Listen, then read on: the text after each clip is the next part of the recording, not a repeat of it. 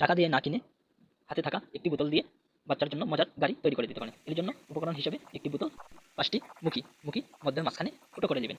বোতলের মুখি ফুটো করা হয়ে গেলে বোতলটি সামান্য পরিমাণে একটু কেটে নেবেন, যেন রাবার বা চাকা ঢুকাতে সুবিধা হয়। এই জন্য খুব সূক্ষ্ম পরিমাণে কেটে নিলাম। নেওয়ার পরে চাকাটা একটু ঢুকে নিব।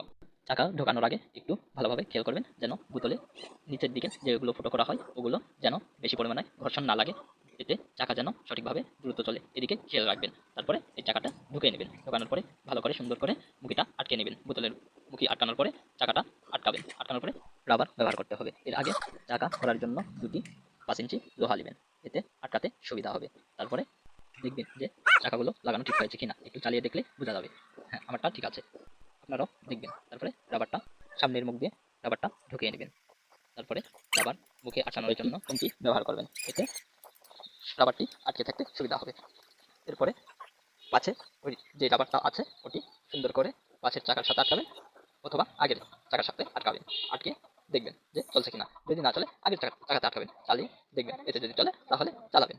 এভাবেই বাসাতে থাকা একটি বোতল দিয়ে সুন্দর করে একটি বাচ্চাদের জন্য মজার গাড়ি তৈরি করে দিতে পারবেন।